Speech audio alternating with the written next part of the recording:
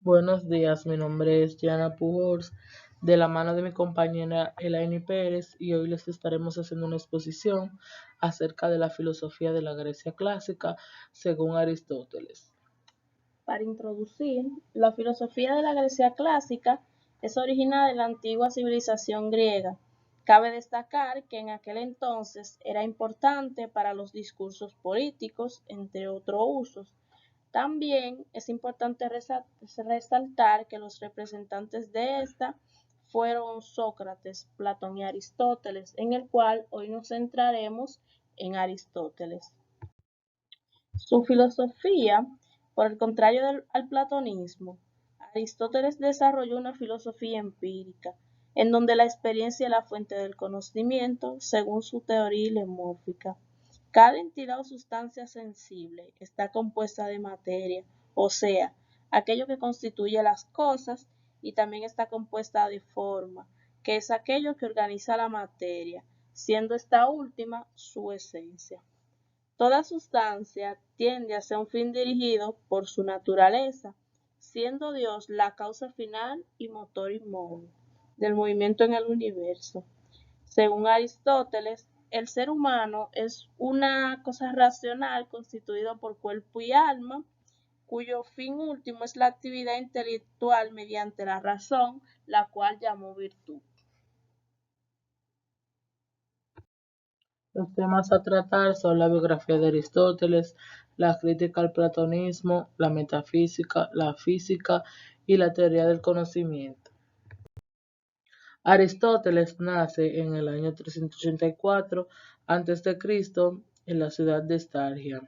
Su padre Nicómaco era médico del rey Filipo.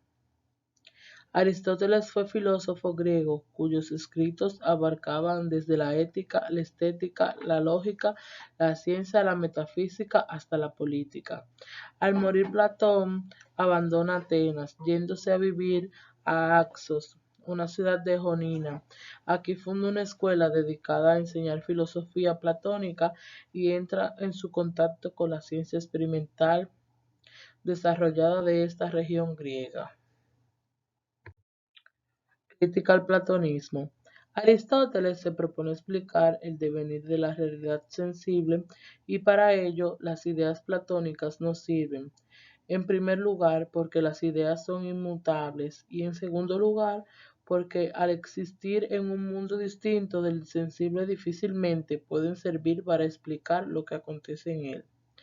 En cuanto a la realidad, Platón consideraba que el mundo real era de las ideas, pero Aristóteles decía que la realidad es cambiante y consideraba que el verdadero conocimiento en saber diferenciar una cosa de la otra. La metafísica es aquella ciencia que se ocupa de estudiar el ser en cuanto tal, o sea, los aspectos comunes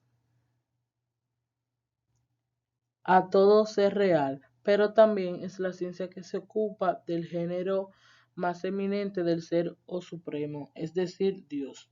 Por tanto, la metafísica aristotélica posee dos aspectos significados, como la ontológica y la ciencia del cuanto tal, como la teología, que es la ciencia del ente supremo. Aristóteles formula los siguientes conceptos: sustancia, esencia y accidente. La sustancia es aquella realidad que soporta sobre sí o sujeta las propiedades cualidades que observamos. Aristóteles llama también proasis, que es la sustancia primera. La esencia de las muchas propiedades, cualidades que posee una realidad individual concreta o sustancia primera. Hay algunas que la constituyen de tal modo que si le faltara una sola de ellas no sería de la sustancia que es. Esta la llamo sustancia segunda. Accidente son todas aquellas propiedades variables cuya ausencia o presencia en la cosa concreta o sustancia primera no la afectara esencialmente. Para Aristóteles, la única realidad que existe verdaderamente es la de las cosas concretas e individuales que percibimos con los sentidos, las sustancias primeras con todo el conjunto de propiedades esenciales y accidentales que observamos en ellas, y la episteme o ciencia consistente en llegar a conocer la esencia universal permanente que existe en las cosas y las hace de lo que son necesariamente.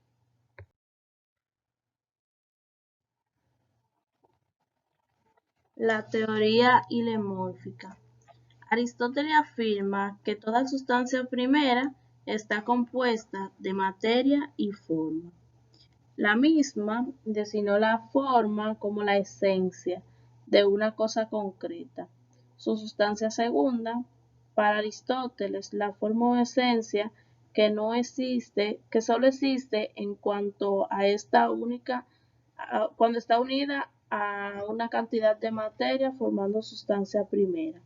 La materia es aquello de lo que está hecho, principio material indeterminado, carente de toda forma, pero que no existe realmente, que cuando adopta alguna. Aristóteles la llama también materia primera para distinguirla de la materia según. Ser en potencia y ser en acto.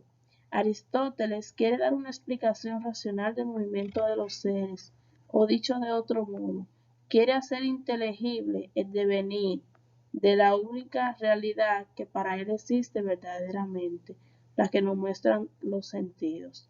En toda cosa concreta hay siempre ser en acto, que es la forma de ser algo en un momento dado, lo que es ahora, y ser en potencia, que es lo que puede llegar a ser, la capacidad para ser en acto, otra distinta de lo que es ahora.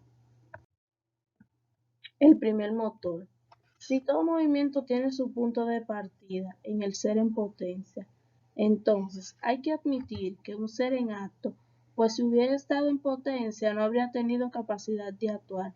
Fue la causa que impulsó por primera vez el paso de la potencia al acto. Tal vez se recibe el nombre de acto puro o primer motor inmóvil, y es la causa primera del movimiento que observamos en la naturaleza. La física. Aristóteles distinguió dos clases de seres naturales, seres que existen por physis y artificiales, seres que existen por techne.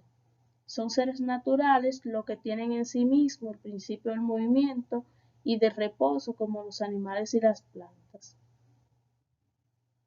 Mientras que son seres artificiales lo que son fruto del arte o de la técnica.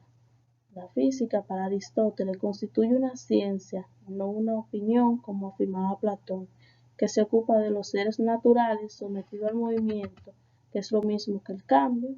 Varias son las clases de movimiento de los seres naturales.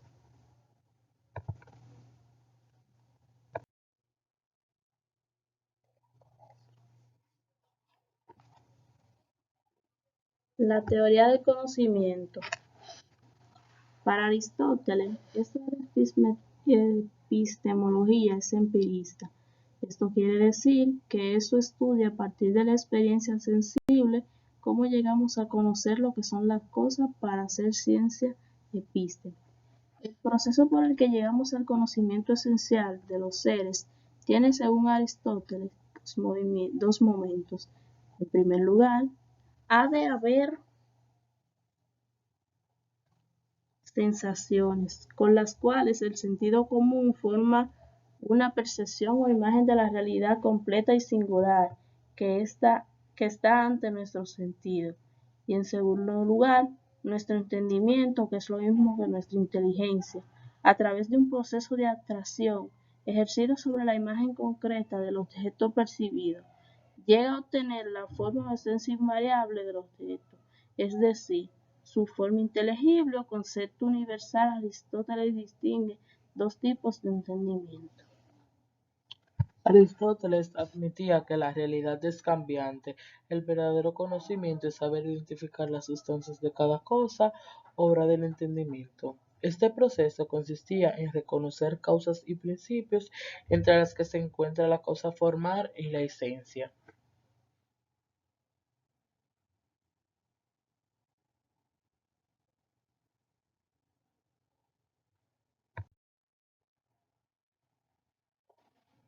Conclusión. Para concluir, vamos a diferenciar los conceptos que tenían esos autores del mundo, según Aristóteles, Sócrates y Platón. Sócrates afirmaba que la inteligencia es el centro del universo.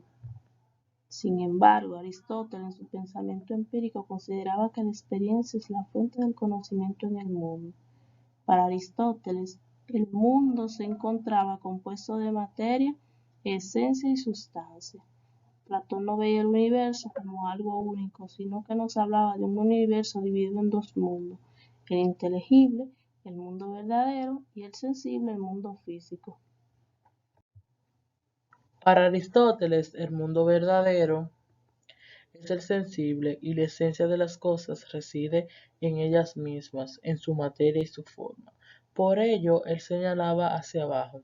La confrontación entre Platón y Aristóteles, los dos filósofos más grandes de la antigüedad, es una tentación a la que hemos querido sucumbir. Ahora bien, para Aristóteles el mundo físico era la physis, la cual llamamos naturaleza, que es el conjunto de todo lo que existe, tanto los seres celestes como lo terrestre. Las características fundamentales de los seres físicos y su movimiento, bien sea los cambios que son resultado de su desarrollo interno o bien su desplazamiento en el espacio.